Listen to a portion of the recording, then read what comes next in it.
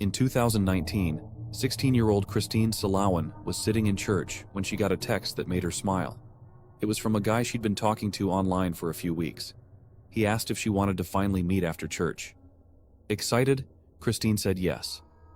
Later that day, she went to the meeting spot, but the boy wasn't there. Instead, an older man approached her and said he was the guy's chauffeur, sent to pick her up. Christine followed him, completely unaware of what was about to happen. He drove her to a remote, empty lot.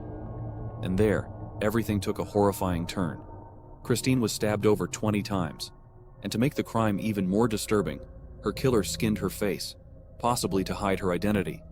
Her body was found the next day, and the case shocked the entire country. Investigators discovered that the boy Christine had been talking to never existed. The online account was fake, created to lure her into a trap. Multiple suspects were questioned, including people close to Christine. And while arrests were made, the full truth about who exactly planned and carried out the murder still raises questions to this day. I keep seeing videos about how our timelines are all messed up, like how I didn't know that woolly mammoths were around at the same time that the pyramids were being built. But there's actually so many other weird overlaps that are blowing my mind. Like how Dali died the same year that Daniel Radcliffe was born. And even weirder, Eminem and Picasso were alive at the same time for 2 years. Rosa Parks lived long enough to be able to see the first 2 Shrek movies in theaters. And let's not forget that in her lifetime, she actually sued the band Outkast. When the Declaration of Independence was being signed, no one knew that dinosaurs even existed. Like, dinosaurs had actually not been discovered yet. And let's not forget that Cleopatra was born closer to the invention of the iPhone than to the actual pyramids being built. This one sounds fake, but is totally real. The last person to collect a pension from the Civil War died the year that Obama took office. And finally, the oldest tree alive today was around at the time of woolly mammoths. And not only that, but when the last woolly mammoth died, this tree was already 1,000 years old. And before we dive in, if you love the spooky and dark, you'll love the podcast. He kidnapped his wife from a care home and held at what he called a death party. I'm True Crime Caitlin, and this is Dwayne Johnson. Deborah Lynn Johnson was a 69-year-old woman living within a care facility in Minnesota. She was very frail and vulnerable, and it didn't seem like she had a lot of time left. Within a short space of time, she had suffered from 2 cardiac arrests, she had high blood pressure, she had diabetes, and she also struggled with her mental health. She was placed into this care facility to be cared for and looked after by trained medical staff when one day her husband Dwayne would show up and essentially kidnapped her. He removed her from the facility despite the doctors telling them not to do that, she wouldn't survive. The couple returned to their home in the Searles area where for 2 days they rocked out. They blasted their favourite music, bopping their heads, and used methamphetamine. Dwayne, however, would give Deborah too much, and on the morning of the 24th of January 2019, she died from an overdose. It wasn't until around about midday that Dwayne finally contacted the emergency services to report that his wife was dead. When he was asked why he waited so long, he said that he wanted to make sure that she was dead. When police officers arrived to the couple's house, they would find the words, "Death Parade, God Hell," spray painted in bright red spray paint on the couple's front door. Inside, they were greeted by a naked Dwayne who guided them to Deborah's body. He had wrapped her up in a greyish colour bed sheet, and on each end of the bed sheet, he had fastened her in using belts. Her body was then placed laying on the top landing of the stairs. Dwayne Johnson was charged with criminal neglect and 3rd-degree murder. However, after accepting a plea deal, he pled guilty to just criminal neglect. For this, he received a 3 to 4 year sentence. A, dolphins can make like little smoke rings that are made of water. And B, what do you mean that this man was underground for 3 days straight with no oxygen tank, taken against his will by 3 dolphins to build an underground city? So long story short, this Florida man was swimming in the ocean. 3 dolphins approached him. They took him really far out where he couldn't see anyone else. And then 40 feet under the water, he was there for 3 days. He was basically building an underground city for them. He was communicating with them with they were clicking to him, and then that's how he knew what they were saying. And then when he came up to the sand, he started making a blueprint of everything 40 feet under. And he's not even done yet. They told him that they're gonna take him back for phase 2. But for phase 1, these 3 days, they were very satisfied with the work he did. We don't know how he was breathing, but I'm assuming that, dolphins can make like air pockets, like air bubbles. Maybe a dolphin was near him and he was breathing that way. But when he went to the hospital, there was not really any collapsed lung damage, but he was 40 feet under the water and everything overall was okay. Like, he had some stuff in his lungs, but nothing that was like too concerning. He was just dehydrated. But I'm like, what do the dolphins need? Why do they need Atlantis in the water in Florida? Also, it is illegal. It is illegal to like interact with dolphins, because a lot of people are saying that they you can either get salmonella, you can get other diseases, and also they hold ancient secrets. So this man speaks dolphin. That's what I'm getting from this. This is the exact moment Kirsten Gertner was left to die on the top of a mountain, completely alone. Because this is a picture of her boyfriend walking down the mountain to supposedly get help, leaving her without any supplies, including safety blankets and stuff. This is the guy walking down the mountain, Thomas Planberger. His trial is due to start today. So Thomas Planberger and his girlfriend Kirsten decided to walk up an Austrian mountain last January. They left at a time that was so late they knew they would get to the summit at nighttime. They were seen walking up the mountain. This is their lights. A helicopter went over to check they were okay. Apparently they made no signs to say that they weren't. Planberger says that she starts to feel exhausted at this point. They carry on up, they're just below the summit, and she collapses with exhaustion. So here's what the prosecutors are saying. He has tour guide experience, she doesn't. He wanted to attempt the trip, but she'd never done anything this extreme before. They started 2 hours too late, and he didn't bring enough emergency equipment with them. He allowed her to use snowboarding boots that are very soft, rather than the proper hiking boots that you need for this kind of trip. At about 8:50 p.m, they got stuck.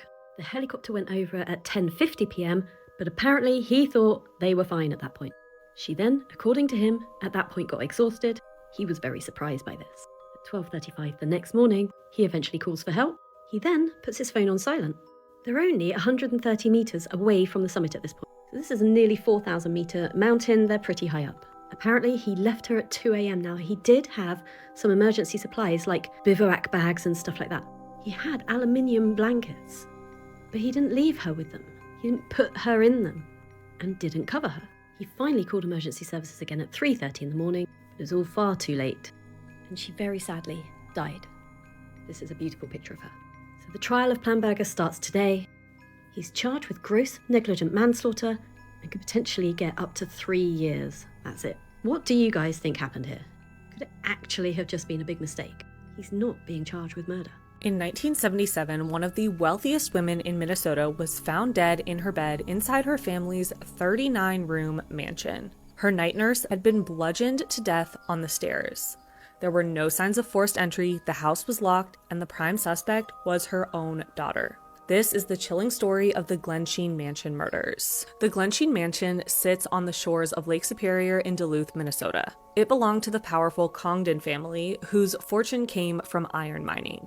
When the matriarch of the family died in 1950, the house was passed down to Elizabeth Congdon. Elizabeth never married, but she did adopt 2 children, Marjorie Mannering Congdon in 1932 and Jennifer Susan Congdon in 1935. She was 56 years old when she inherited the mansion, and she moved in. Unfortunately, Elizabeth suffered a stroke that left her partially paralyzed and required her to have 24/7 care. Velma Pytila had been a nurse for Elizabeth for years until she retired, but in June 1977, 83-year-old Elizabeth's night nurse was unable to work, so Velma came out of retirement to help her. Unfortunately, that would be the night tragedy struck at Glensheen. Around 7 a.m. on June 27, 1977, Elizabeth's day nurse arrived at Glensheen for her shift. The door was unlocked, which was odd, and she quickly noticed Velma slumped on the staircase. Believing she was asleep, the nurse approached her to find her lying in a pool of blood. Velma had been bludgeoned to death with a candlestick after enduring an attack where she fought back hard. Elizabeth had been suffocated with a satin pillow in her own bed. A downstairs window was broken and Velma's car was missing from the property, and Elizabeth's bedroom had been ransacked, but not too much had been taken. Investigators initially believed this was a robbery gone wrong, but there were no suspects, so they started looking into who would quote-unquote benefit from Elizabeth's death. and they found that Elizabeth's daughter, Marjorie Congdon, and her husband, Roger Caldwell, were having money issues. Now, because of Elizabeth's illness, her fortune was being held by a trust, and the trustees had cut Marjorie and Roger off after they had spent Marjorie's entire $1 million trust fund. With Marjorie out of money from the trust fund and Roger out of work, their home in Colorado was foreclosed on, and their cars had been repossessed, and they were no longer getting any money from Elizabeth. They would, however, benefit from Elizabeth's death, as Marjorie was set to receive $8 million at the time of her mother's death. Were looking into Marjorie, they learned from family members that a few years earlier, Elizabeth had become ill during a family gathering, and Marjorie had fed her some homemade orange marmalade. Doctors ended up finding a dangerous chemical in her blood, but she survived, and the marmalade was the only thing Elizabeth ate that the others didn't. But the jar was never found, and they were never able to test it, so authorities were never notified of the incident. Police also learned that not long before the murders, Roger Caldwell had traveled to Minnesota to ask Elizabeth's trustees for some money to get himself out of trouble, but they declined. And then there was the envelope. An envelope addressed to Roger Caldwell at his Colorado home arrived after the couple had left Colorado for the funeral in Minnesota. But it was postmarked from Duluth on the day of the murders. Inside the envelope was an antique coin that matched one taken from Elizabeth's bedroom, and on the outside of the envelope was a fingerprint belonging to Roger, but he never touched it once it arrived at his home in Colorado. So with all of this evidence, both Marjorie Congdon and Roger Caldwell were arrested. Marjorie was charged with conspiracy, and Roger was charged with the 2 murders, but they were both maintaining their innocence. In mid-1978, after an 8-week trial, 109 witnesses testifying, and 2.5 days of deliberations, Roger Caldwell was found guilty of the double homicide, and he was sentenced to 2 life sentences with a minimum of 35 years. The next year, Marjorie went to trial for conspiracy to commit murder, and in her case, most of the evidence against her was circumstantial, and her lawyers found an expert witness who refuted the fingerprint evidence. Ultimately, in 1979, Marjorie was acquitted on all charges. After Marjorie was acquitted, Roger Caldwell appealed, and in 1982, the Minnesota Supreme Court overturned his conviction based on additional evidence found during Marjorie's trial after he was convicted. They ordered for him to stand a new trial, but the prosecution decided to not take the risk of an acquittal, and instead they offered him a plea deal. If he confessed to the murders and pleaded guilty to second-degree murder, he would be sentenced to time served, and he had served just 5 years. On July 5th, 1983, he confessed to the murders and was immediately released from prison and moved to Pennsylvania. He continued to face financial problems, even reaching out to the Congdon family, asking for money in return for information that someone else was involved in the murders. But when he asked for more money, the family disagreed and did not give him anything. And ultimately, he ended up taking his own life just 5 years after his release. After her acquittal, Marjorie Congdon's children filed a civil lawsuit against her inheritance. Since she was not found guilty, she was set to receive the $8 million inheritance from her mother's death, but her children argued that while she may not have committed the murders, she was still involved, so she should not receive this inheritance. They won, and Marjorie was limited to only $40,000 a year from the trust. Marjorie went on to remarry and seemed to move on, but she got into more legal trouble, eventually spending time in prison for fraud and arson. And it is believed she may be connected to other mysterious deaths. So let me know if you want to know more about her. Elizabeth and Velma technically got justice, but Roger only served 5 years and Marjorie served no time. And today, the Glensheen Mansion is operated as a historic museum and is open for tours. While they don't often talk about the murders, they do answer questions when asked, and some even say the mansion is haunted. For an even deeper dive into this case, check out my podcast where I covered it all in full depth. But that is the story of the murders at the Glensheen Mansion in Minnesota. It was a cute, innocent children's sleepover until a figure appeared out of the dark, placed pillowcases over their heads, and told them to count to 1,000. Before we get into this case, I do post a brand new podcast episode every single week on the Bourne investigation if you guys prefer deep dives. It was the 1st of October 1993, and Polly Klass and her 2 friends were having a girly sleepover. Polly lived in Petaluma in California with her mum, and she was a really sweet girl. She was only 12, but she had such a big personality. She was destined to be a star. She loved acting, and any play that she could get involved in, she would be there. She loved hanging out with her friends as well, and as I feel like a lot of us did growing up, she really enjoyed a sleepover. So that night she had her friends around, her mum was asleep in the other room, and Polly and her friends were just up, sharing stories and snacks. When at around 10:30, a man burst through the door. Now, I don't think I could think of anything more terrifying, even now at my age, let alone when I was a tiny 12-year-old girl. The man was standing over the children with a knife. He very calmly told them, "I'm here for money, I just need to tie you up." So he tied up the two friends, he placed pillowcases over their heads, and he told them to count to 1,000.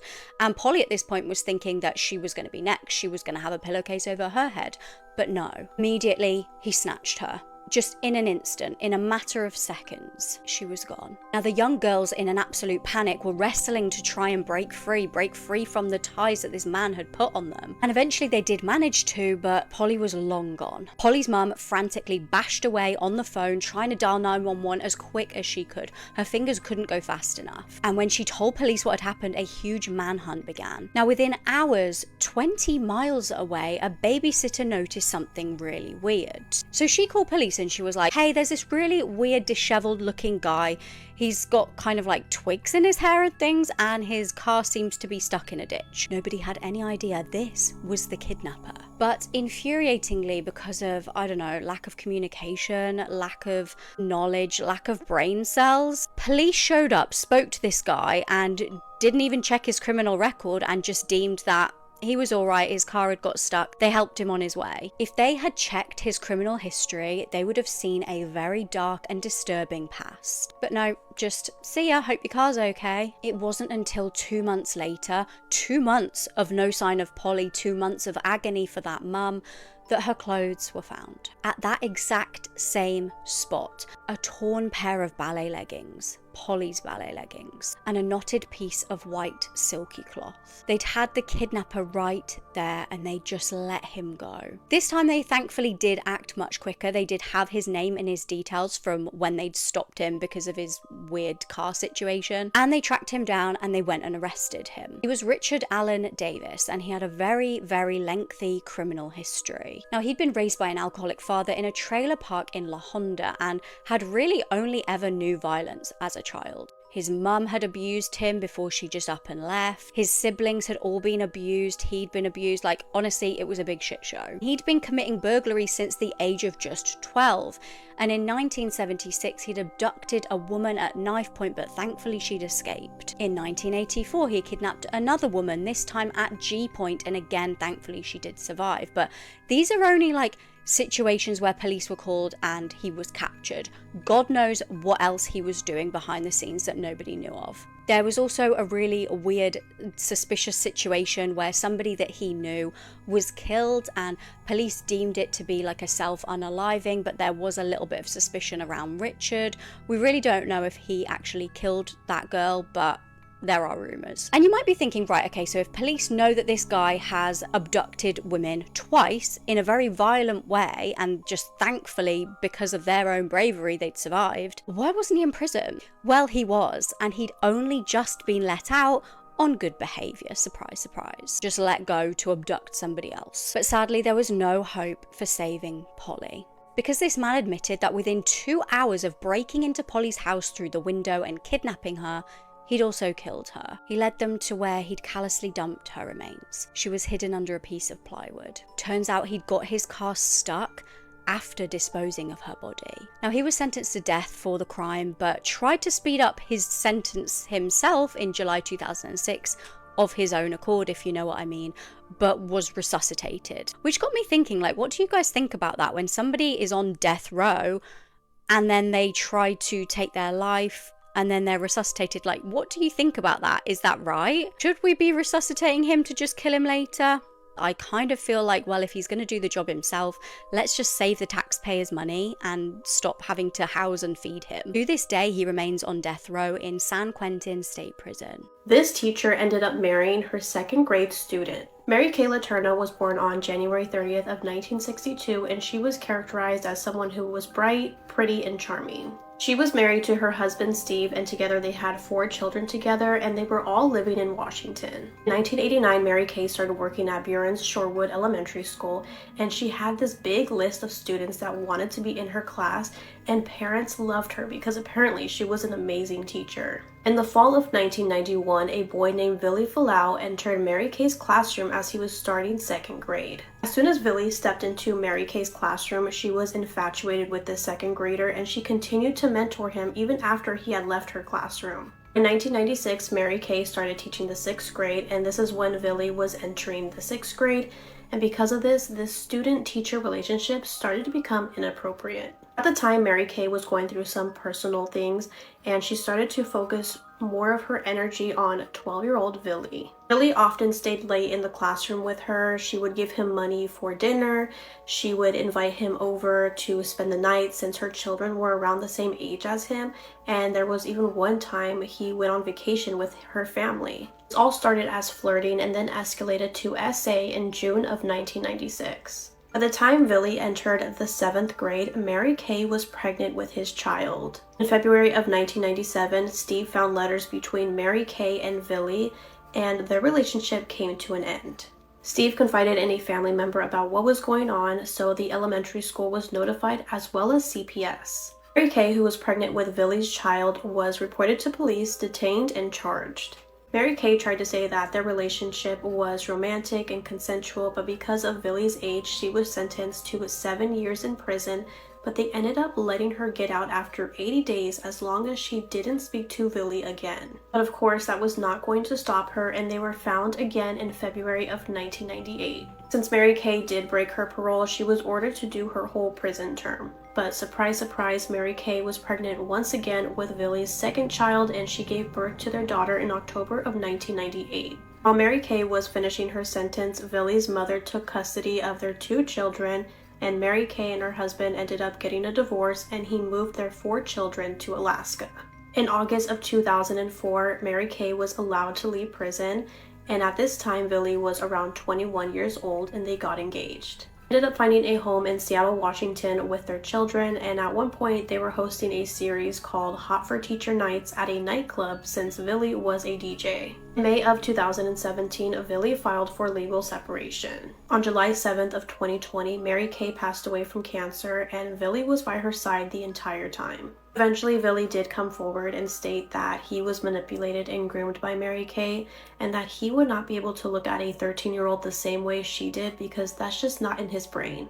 What terrifies me is this looks like a normal delivery van. No one could hear her screaming for her life. It was March 2003 in Southampton. Hannah Foster was a lovely 17-year-old girl in the middle of doing her A-levels. She was incredibly intelligent. She had big plans to study medicine at university. She was living with her mum, her dad, and her little sister Sarah, and they were just the most lovely family. On the 14th of March, like so many other students, she wanted to let her hair down and go out for a few drinks. With one of her friends, she went to a place called The Hobbit and then for some drinks at Sobar. They called it a night just before 11, and Hannah's friend hopped onto a bus, but Hannah was like, do you know what, it's not actually that far to my house, I'm just gonna walk it. Girls, please just never walk home alone, and never let your friends walk home alone. It's just not worth it. On the weekend, I actually said to the girls that I was with, like, no, it's fine, I'll walk home on my own to the Airbnb, but luckily 2 of the girls came with me because on the way back to the Airbnb, we had to walk kind of down an alley, and there was a group of about 4 or 5 guys, like it wouldn't have been safe. As Hannah approached her home, she had no idea she was being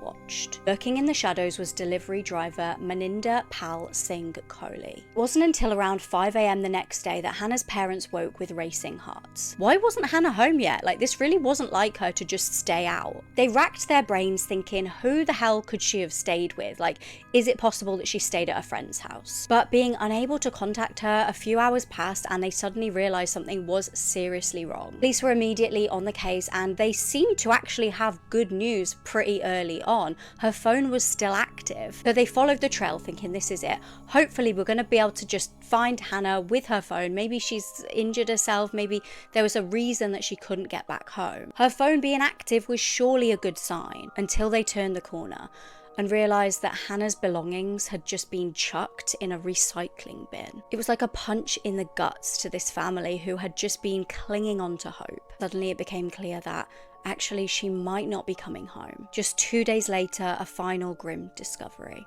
Hannah's body had been hidden in a bush just outside of Southampton. And the post-mortem confirmed everybody's worst fears. This was no accident. She'd been viciously beaten, ard, and then strangled. Now there was just one slight saving grace. There was some liquid found on Hannah's clothing, if you know what I mean. It's disgusting. Surely this could help identify her killer. But no luck, when they ran the DNA through the database, there was no matches. So police decided, right, the next plan of action is scour Hannah's dumped phone for clues, and they did hit the jackpot. Yes, Hannah, she must have been so terrified. She'd actually made a call from her phone around 11 p.m. that night to 999. But she'd been unable to talk. She didn't want to kind of blow her cover, it seems, inside of this guy's van. Frustratingly, emergency services had just presumed that it was like a pocket dial and just dismissed the call. But the call had been recorded, so when police listened back to it, they turned the volume right up and they could just about make out a guy's voice with a South Asian accent. They then put an appeal on Crime Watch. They were like, do you guys know any drivers out there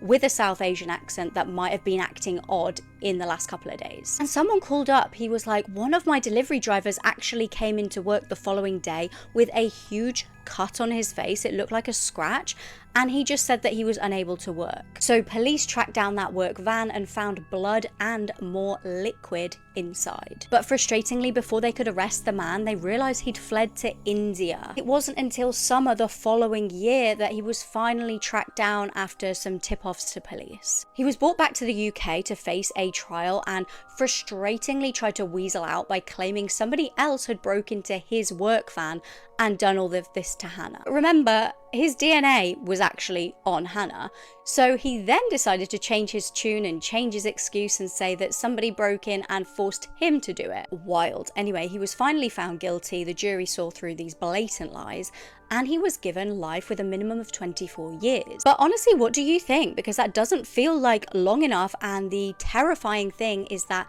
he could actually be let out in 2030. That's 4 years. If you follow me, you probably saw my video about Auschwitz, but today I want to talk about something completely different. I want to talk about slavery. I'm talking about American slavery of black people. For 400 fucking years, by the way. It was 400 years. And you're probably thinking, I already know all about this. We talk about this in school. I don't need to learn anymore. Well, let me tell you, we actually don't talk about this in school. We don't talk about the truth of it. So let me tell you some things that I learned while researching this. And it's not that hard to research, you just have to look it up. So fact check me if you want, but here we go. First one I wrote down, you probably heard the term motherfucker, okay? And I'm not gonna do any of that corny like grape stuff. I'm gonna use the real words because those people deserve it. They deserve to not be graped or whatever the fuck. So slave owners sometimes would force, this was a common occurrence, would force black men to rape their own mothers to publicly humiliate them and break their spirit. That's where the term motherfucker comes from. The term motherfucker comes from slavery and rape. I'm never gonna use that term again. Once I found that out, I was so sick. Next up, the Atlantic slave trade, which we've all heard about, right? If you have like a public education, hopefully you've heard about this. It was so much worse than we could ever possibly imagine. And like, I mean that. Certain ships were actually invented to make it faster so that the slave traders could get more of a profit because people were dying too quickly on the ships. They had special made masts that were much higher. They were the fastest and biggest ships so that they could make a higher profit because people kept killing themselves and dying. And now let me add on to that, people committing suicide because the conditions were so horrible on the ship. They hadn't even made it to slavery yet. They hadn't made it to the plantations. And they were still killing themselves because they knew how bad it was going to be. Sharks literally changed their migration patterns because bodies were just thrown overboard once they died. However, the Atlantic slave trade officially ended in 1808, right? That was the law that was put in by the early United States government. But do you think that stopped it? No. Let me talk about the reverse Underground Railroad. A lot of Southerners went up north and they had these like gangs that would go and capture, they would kidnap black people. Even if they had never been a slave in their life, if they were escaped, no matter who they were, if you were black, they were going to try to kidnap you. They sold children, especially children, because they were easier to kidnap. It was just a big human trafficking thing. And it boggles my mind that we aren't, like, we don't really talk about this stuff in school, at least not at my school in Utah. And also, to counteract the end of the slave trade in 1808, you know what they did? They made breeding farms. And you can guess what that is. It was a rape farm. Girls as young as 13, you know, I wouldn't be that shocked if it was younger, but at least girls and women as young as 13 were sent to special plantations that were exclusively made for breeding, making new people to enslave. And I also didn't know about this, and I don't know, I'm just fuming right now, because, like, I knew it was bad, but, like, doing, like, a little bit of your own research makes you realize how horrible it was. Like so much worse than I ever imagined. Another one, you may have heard about this, but if you haven't, let me tell you, the white people, the slave owners, would use African American hair for cushions, for couches, for insulation. They pulled people's teeth that had pretty nice teeth, whatever. They would pull them and turn them into fucking dentures and sell them to rich white people. And you know who had those fucking dentures? George Washington. He had teeth pulled from his slaves to make his own fucking dentures. No, his teeth were not wooden. That's a fucking myth. His teeth were made from slaves' teeth. I mean, they turned their skin into leather. Another thing, they used these people as much as they could. It's horrifying. Obviously, they exploited them for labor. That's the one we all know. But they also used women in particular for fucking medical experimentation. Do you want to know the reason we know so much about women's gynecology? Is because of the fucking human experimentation that happened to black women in the 1800s and before. Also, the sheer amount of rape that women had to endure from their fucking masters or whatever, don't get me fucking started. But the amount of rape that happened within, not just on plantations, but like during the slave trade, during auctions, it's just so disgusting. I saw a study that said that 16% of all African Americans can trace their ancestry back to Europe. That is because of rape. 16% of all African Americans today. And this video is 5 minutes long. I've been talking for a minute. I haven't even scratched the surface on the cannibalism. It makes me so angry. And guess what? It didn't fucking end with the Emancipation Proclamation. That was a great start, but it didn't fucking end. You really think those people that owned other people were just like, oh, well, it's illegal now, I guess I have to let you all go? No, that didn't fucking happen. They kept their slaves. They weren't all just suddenly freed because the president told them they had to. Really, guys? And even the slaves that were freed, guess what? They underwent so much horrific stuff for the rest of their lives. The rest of their lives. People don't realize how common and how brutal and how horrific and depraved lynchings were. Like, it's so insane to me. Like, when people are like, why should I feel bad about this? I didn't own a slave. Well, look at your fucking family history, guys. I looked at my family history. Because I'm really into family history. I had like my 5th great grandpa or something was from Kentucky, and his fucking will says, to my son, I leave an African American girl, well, I think he said Negro, I don't want to say that word though, named Luda. And it just made me feel so disgusted at my own heritage. Like, the fact that people don't feel shame at all. People are like, oh, well, whatever, like, it's in the past. That bothers me so fucking bad. And guess what? It isn't that far in the fucking past. It's not that far in the fucking past. Fucking, the first black girl to go to an all-white school, she's younger than Trump. She has fucking Instagram and TikTok. I don't know. I'm sorry I'm so heated. I probably just sound so stupid. But I'm just so disgusted right now. Just, like, thinking about it. And, like, I've written some stuff down. Just, like, it just makes me so angry. It didn't end in 1863. It didn't end in 1865. You, like, please, I want you to do your own research. I want you to find out as much as you can about this to understand how horrible it was, because we truly have no idea. Anyways, rant over. I hope I didn't word anything poorly, because I'm not thinking right now. I'm just kind of disgusted right now. So I hope that this wasn't too, like, sensitive. But yeah, that's it, guys.